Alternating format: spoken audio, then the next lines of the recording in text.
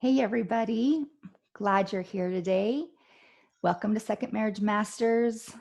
I love teaching this monthly free class online, and I hope you're finding it helpful too. I know you will. If you've missed any of the past classes, be sure you go back and watch them. They're there on the Access page. You can watch them at any time. Second thing, if you have questions during today's class, I love questions. I want you to ask questions, all the questions.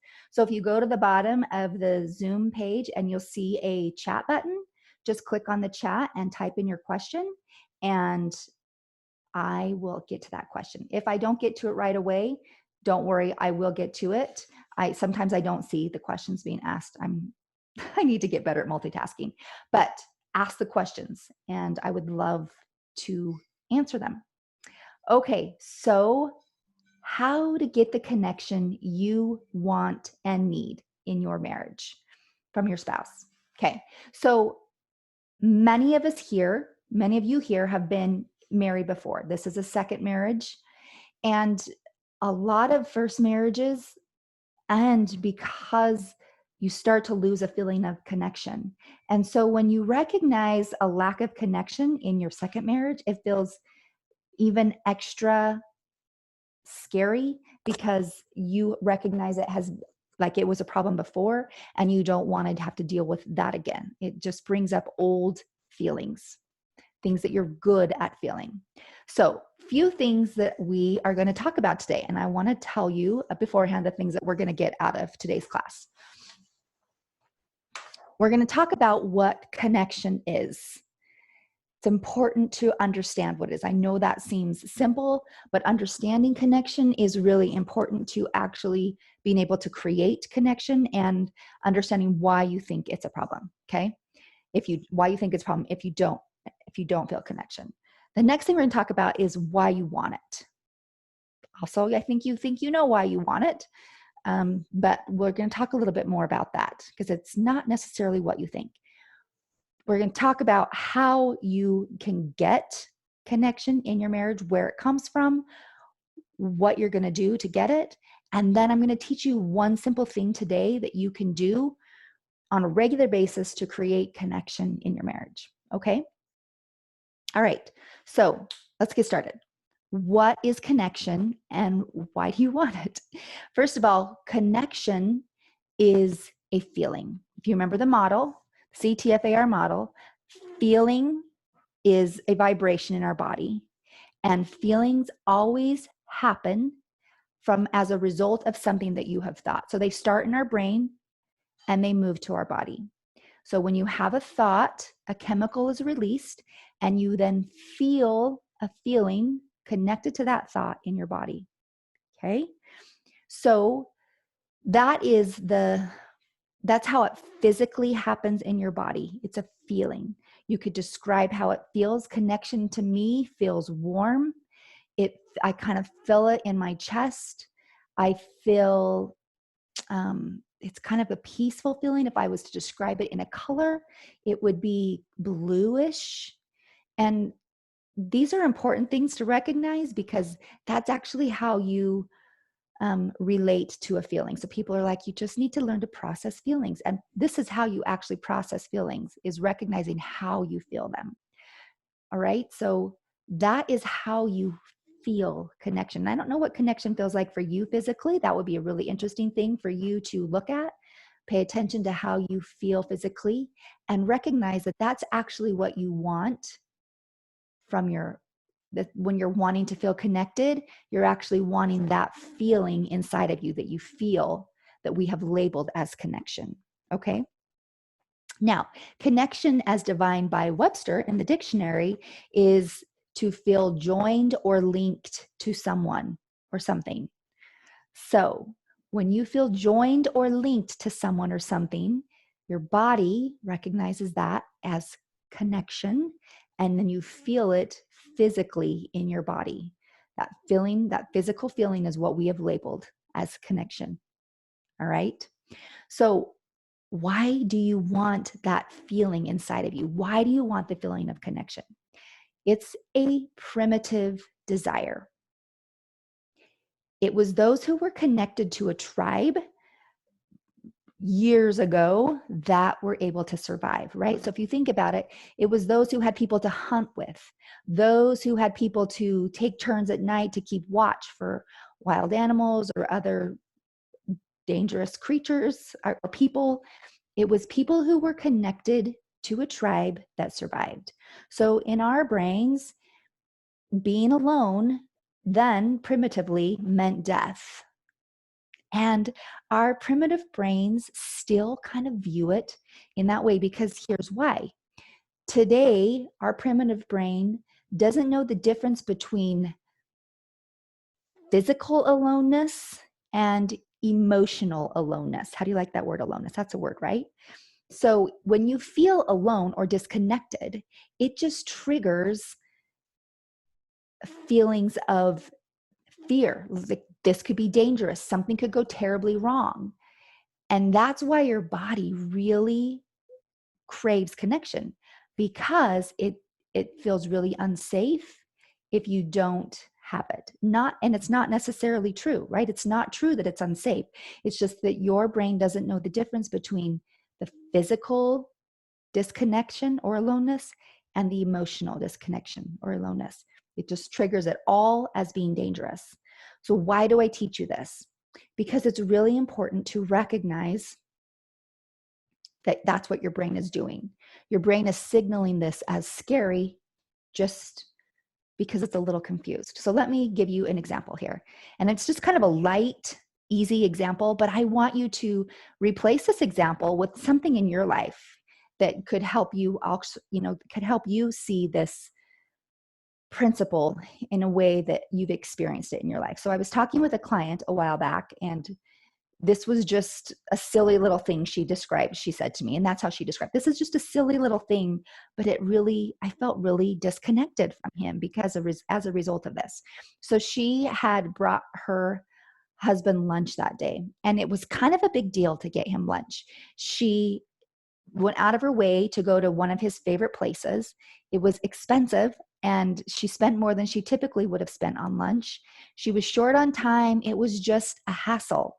But she really was like, oh, this is just really he's gonna love this. He's gonna be so excited. And he'll recognize, like, that I went to some effort here, and it's gonna just really show him how much I appreciate him, how much I love him, how much we are connected, right? So she gets him his lunch, and there's really no gushing of gratitude. Oh, thank you. Like, none of that. Doesn't really recognize that there is effort that's been put into what she has done. And she's like deflated, right? And so she kind of withdraws. And in her withdrawals, like, he doesn't even recognize that she's gotten silent or quiet. She's kind of giving him the cold shoulder. He doesn't even recognize that. He doesn't even ask, what's wrong? And then she's even more frustrated and hurt. Okay, why? All right, let me just walk you through this a little bit. When he doesn't respond the way that she wants him to, because she is thinking, oh, he's just going to recognize how much I appreciate him and he's going to be so excited. When he doesn't do that, her brain kind of reads that as, oh, this could be dangerous. Maybe you're not as connected. Maybe he doesn't know you as well as you think he does. This really could be a problem. That's what your brain's telling you. When really he just didn't say thank you for his lunch, but your brain is trying to signal this could be dangerous. So as a reaction to that danger, she withdraws. Like the primitive brain trying to keep safe would turn away, would run back to the cave to try to keep safe, right? So she then withdrew. Like, okay, I better just emotionally keep myself safe, not put myself out there. It'll be okay. And also, if I do that, maybe he's going to notice that something's wrong, and he's going to ask me, what's wrong? And then I'll be able to tell him. Well, he doesn't even notice, or even if he does notice, he doesn't acknowledge that she's giving, that she's acting different, that she's kind of giving him the cold shoulder. And that gives her more evidence in her brain that, oh, now you see, we really must be disconnected, because now he's not even recognizing there's something wrong. And if he does, he's not willing to ask me what's wrong. And this could really be a problem. We are totally disconnected. This is never going to work. Okay. Excuse me. I think I just coughed into my microphone instead of away from. I apologize. Anybody have any questions before I continue with this? No questions? Okay. So her brain is basically thinking this. People who are connected know when to say thank you. People who have connected relationships, when one of them brings a sandwich, when one of them brings lunch, the other person knows to say thank you. They just know that it was hard and they went out of their way and it was kind of a big deal. So they know when to say thank you.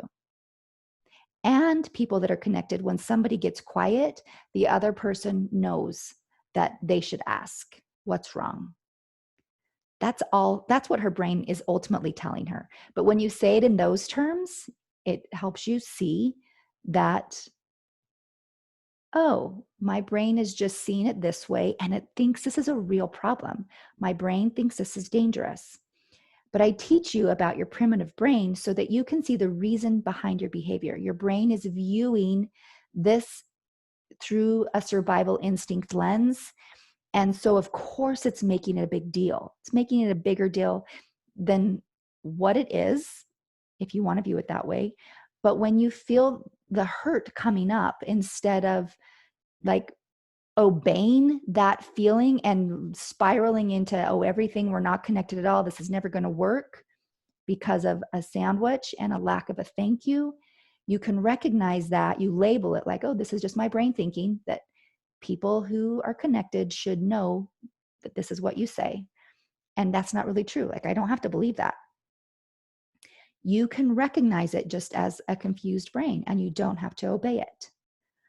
So that's why you want it. You want connection to be safe because it's a primitive desire. And you want it to try to prove to you that he is connected to you. You want him to act a certain way so that you can feel connected. But that's the problem, because you're making it someone else's job to make you feel connected. And if you look back to the model, that never works, because where do feelings come from? They come from your thoughts. And if you're not thinking something that creates a feeling of connection, you will not feel connected. Even if he does something that should signal connection, if you don't believe it, if you don't think something, you're not going to feel it, just like we talked about before. So it's kind of like, you're kind of saying, I can see you saying in your own mind, yeah, but if my husband would just say this or just do this, then we could feel connected and it wouldn't be a big deal. I could think things that would make me feel connected. And yes, that is true as long as you believed those behaviors were things that showed connection.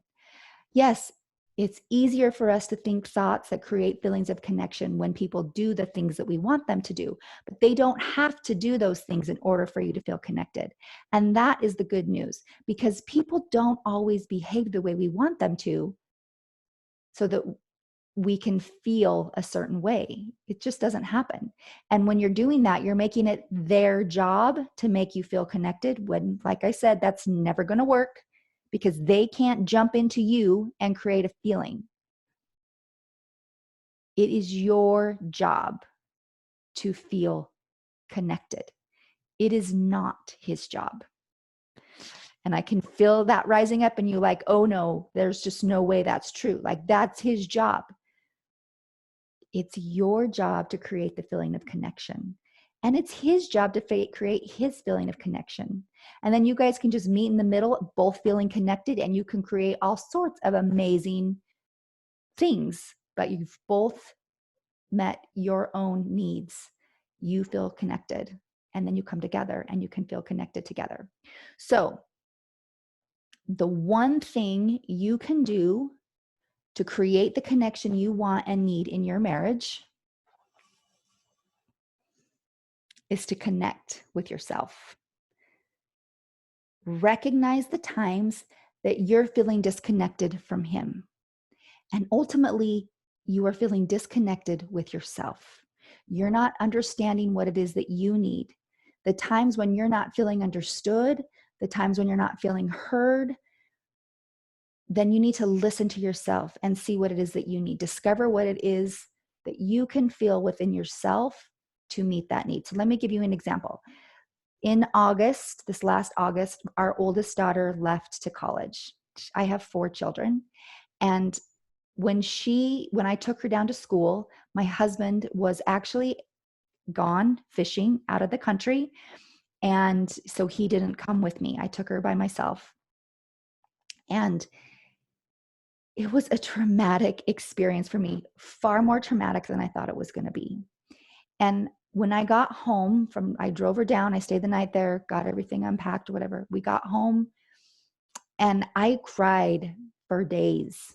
And I sent my husband a text like on day 2 of being home, and he wasn't home. And I was like, you left me during probably one of the most traumatic experiences of my life. And I wasn't upset with him, but I was just telling him, I did this on my own.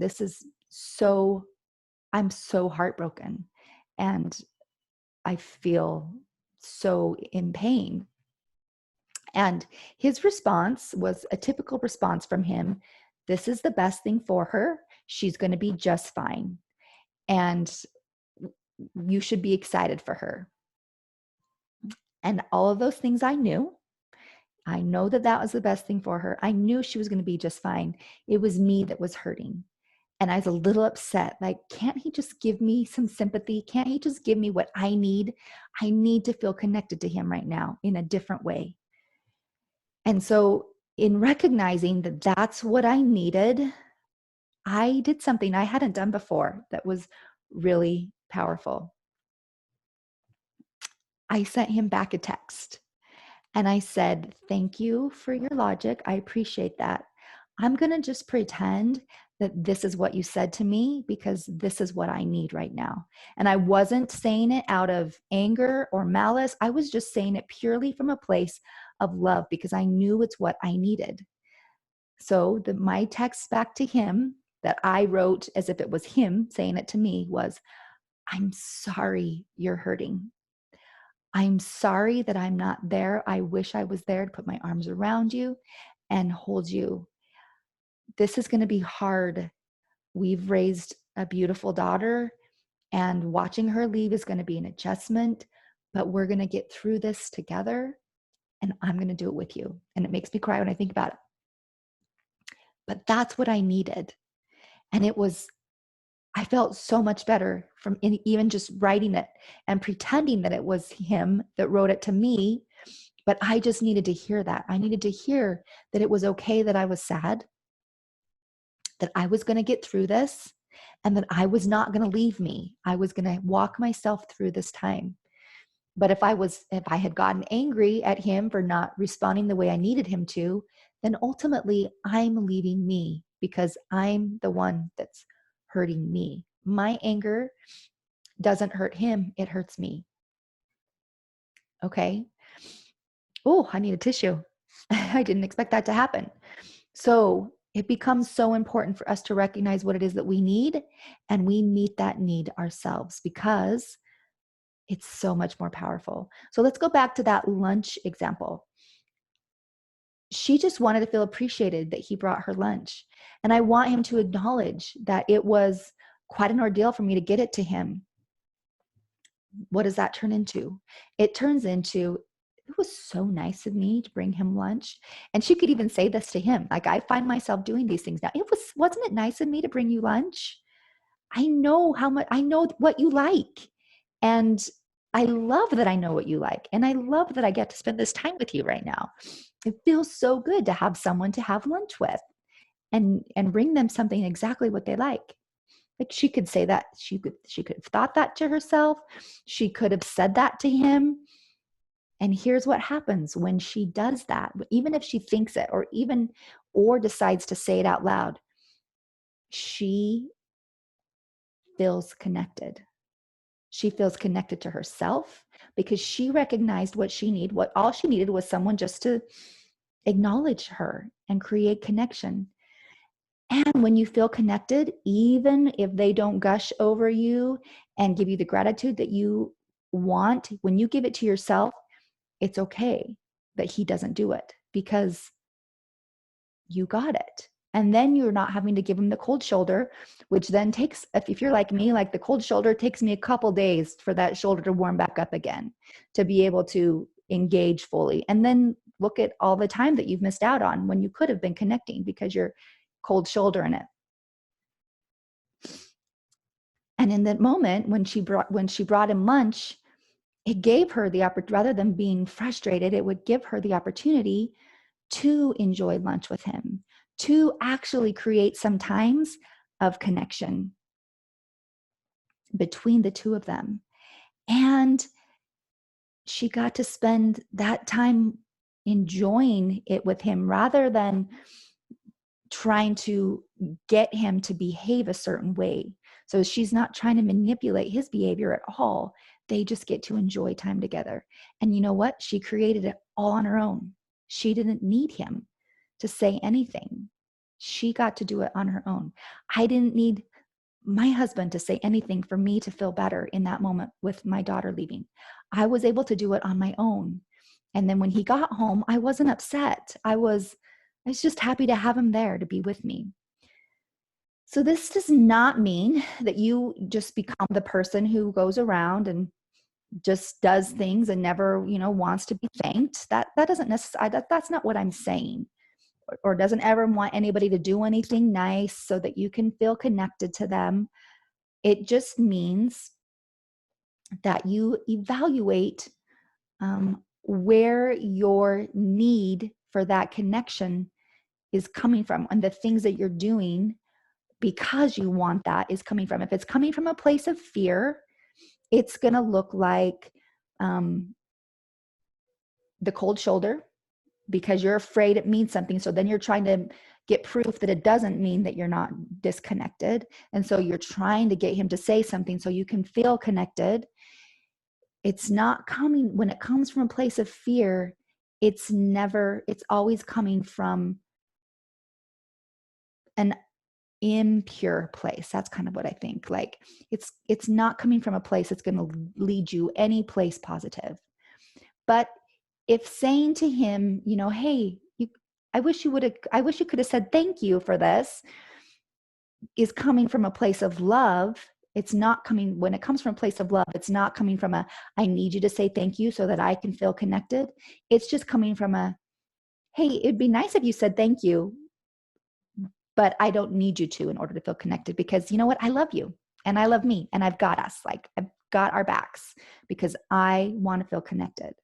So always be paying attention to where your behaviors are coming from. If they're motivated from a place of fear, if they're motivated from a place of love, fear's not going to be productive for you. Love will always be productive and it will lead to more connection. So if you're coming from a place of love, all day long, you could say, not all day long, but hey, thank you. You could say thank you for this. And it's not because you're trying to control their behavior. It's just because you're letting them know that that is kind of something that you would think was nice. And if he doesn't say thank you, you don't make it mean anything. You don't make it mean, oh, we're disconnected. You're not hanging your hat on his response and what he does. Does that make sense? Okay. So that's the one thing you can do is connect with yourself. Recognize the things that you need to feel connected. And how you do that is by paying attention to your own thoughts and feelings. When you recognize that feeling of hurt coming up, that feeling of, oh, like we're not very connected, all of those feelings that start to come, those thoughts, at that time, you just observe what those thoughts are. What's my brain believing here? My brain's believing that if he doesn't say thank you, we must not be connected. My brain's believing if he didn't say the exact words that I needed him to say when our daughter left to college, that he must not really know me. After 20 something years, he still doesn't know me. That it signals those things as dangerous, your brain is, but you just kind of label, oh yeah, my brain's just confused. It's making it mean this. And it actually doesn't have to mean that. I've got me. Like, I've got my back. I'm not going to let myself spiral into this. So you have your own back. You create the connection you need. And then that frees you up to actually create other connections outside of you rather than always trying to manufacture something to prove to you that you're connected. All right. So have your own back, create connection. If you have any questions, email me, heather@heatherrackham.com. I'd love to answer them and get you the help that you need. If you want more information about my Second Marriage Masters, which is a 3-month group coaching program, email me about that, heather@heatherrackham.com, and I can send you information on that. And I look forward to seeing you next month. Have a great Tuesday.